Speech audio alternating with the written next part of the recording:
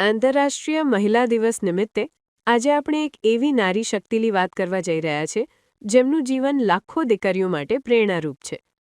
Rajkot DCP zone 1 Hetal Patel, જેમણે મહીસાગર જિલ્લાના એક નાના ગામથી આઈપીએસ સુધીની સફર પોતાની મહેનતથી ખેડી છે.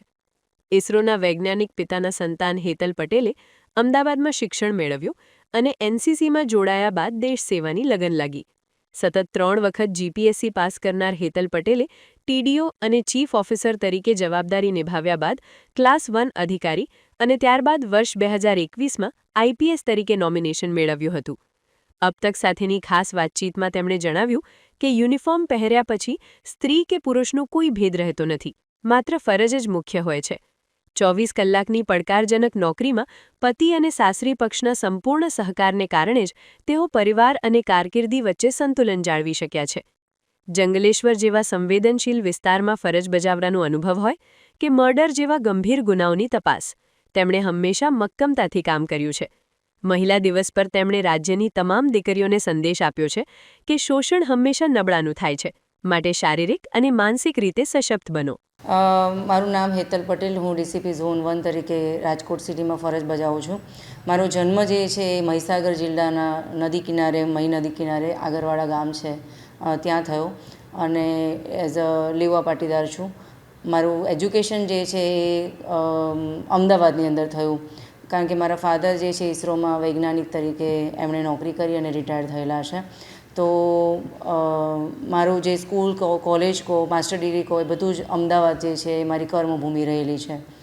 જ્યારે કોલેજની અંદર એનસીસી હતું તો મને પોતાને એવો ખ્યાલ આવ્યો કે ડિસિપ્લિન ફોર્સ જે છે એના માટે હું વધારે ફિટ છું અને ફાયરિંગની પ્રેક્ટિસ કરતાં કરતાં મને રાઇફલ શૂટિંગ મારી હોબી બની ગઈ. ટ્રાવેલિંગ, ટ્રેકિંગ એ મને ગમે છે અને કોલેજની અંદર આ એનસીસી કર્યા પછી આની એક લગન લાગી કે હું આની અંદર આવું. સ્પર્ધાત્મક પરીક્ષાઓ આપતા 3 વખત મેં જીપીએસસી પાસ કરી. પહેલી વખતે હું ટીડીઓ બરવાડા તરીકે મેં ફરજ બજાવેલી. ચીફ ઓફિસર તરીકે સેકન્ડ ટાઈમ સિલેક્ટ થઈ ત્યારે પેટલાદ અને ખંભાત નગરપાલિકાઓમાં હું એઝ અ ચીફ ઓફિસર મેં નોકરી કરી અને ત્રીજી વખતે ડીવાયએસપી તરીકે સીધી ભરતીમાં ક્લાસ 1 તરીકે સિલેક્ટ થઈ.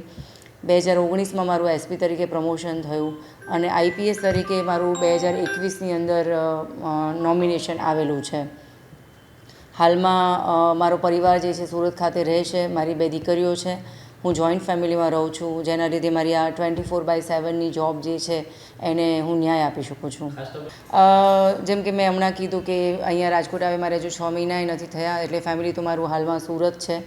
મારી દીકરીઓ ત્યાં ભણી રહી છે, એટલા માટે સમાજ, પરિવાર અને કારકિર્દી ત્રણેયનું બેલેન્સ રાખવું એ અઘરું હોય છે, પણ અશક્ય નથી હોતું.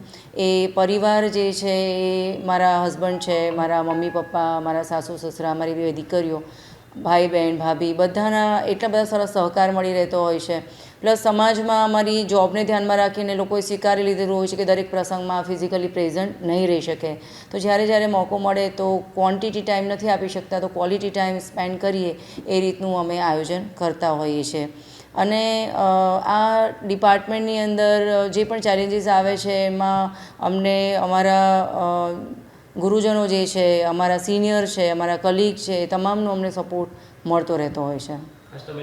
આમાં યુનિફોર્મ પહેર્યા પછી મહિલા અને પુરુષ એવો કોઈ ભેદભાવ હોતો નથી. યુનિફોર્મ એ યુનિફોર્મ છે અને એ જ રીતે અમારા આખું જે પોલીસ પરિવાર કહીએ કે પોલીસ બેડો કહીએ એની અંદર પણ આવું કોઈ ડિસ્ક્રિમિનેશન રાખવામાં આવતું નથી. કોઈ ફરજ બજાવતી વખતે પણ ક્યાંય એવું હોતું નથી કે રેડ પાડવા ગયા કે પછી કોઈ જગ્યાએ બંદોબસ્ત કરી રહ્યા છીએ, કોઈ આરોપીને આપણે એરેસ્ટ કરી રહ્યા છે કે કોર્ટમાં જુબાની આપવા જઈએ છીએ. આપણે એઝ અ ઓફિસર તરીકે એને રિપ્રેઝન્ટ કરતા હોઈએ છીએ.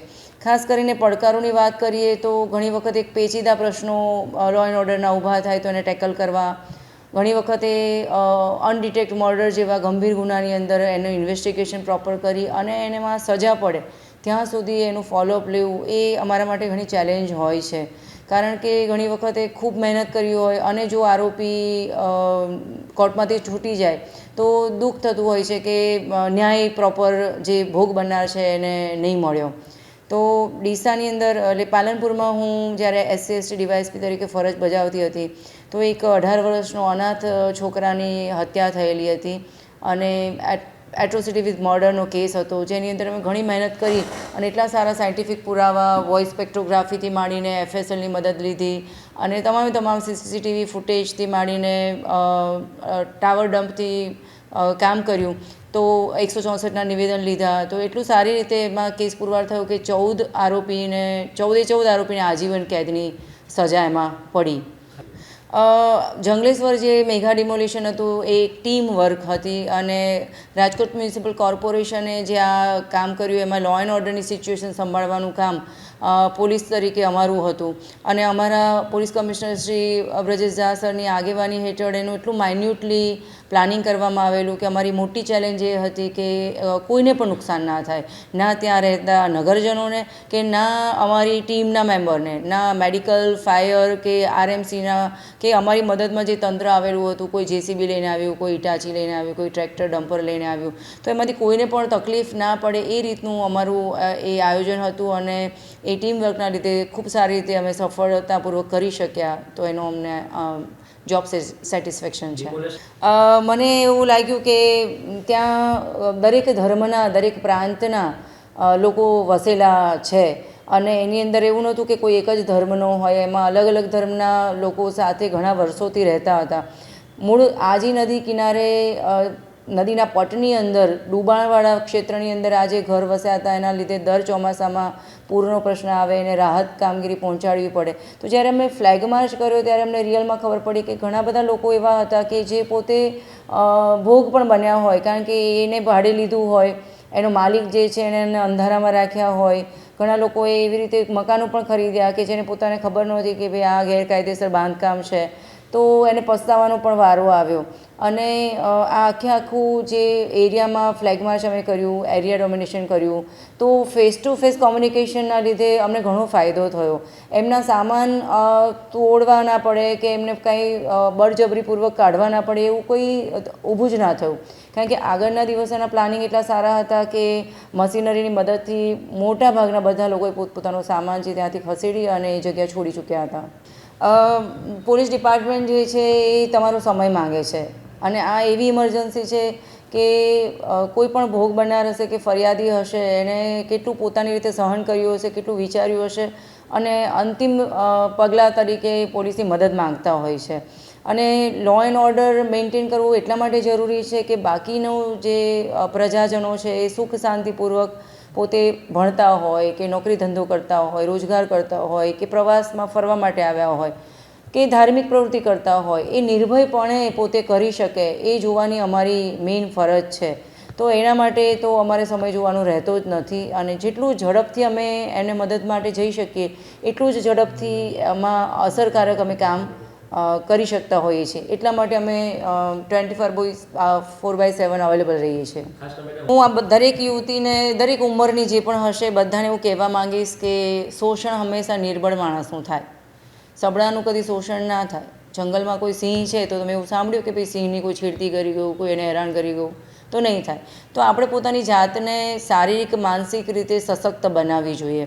આપણું કોઈ ઇમોશનલ બ્લેકમેલ કરી જાય, એવું કોઈ આપણા સંબંધનું કોઈ આપણી સાથે વિશ્વાસઘાત કરી જાય એવું ન થાય એની માટે પૂરતી તકેદારી રાખવી જોઈએ. અને છતાં પણ કોઈ કરી જાય તો એના ધમકીઓને તાબે ક્યારેય નહીં આવવું જોઈએ. તમારા માટે જ અમે છીએ. ગમે ત્યારે તમે કમ્પ્લેન કરશો, તમારું નામ ગુપ્ત રહેશે, તમે ટેલિફોનિક મદદ માગી શકો છો, 112 ડાયલ કરો, 7 મિનિટથી ઓછો રિસ્પોન્સ ટાઈમ આપણો છે, તો અમારી ટીમ તમારા ત્યાં તમે જ્યાં કહેશો ત્યાં આવી જશે.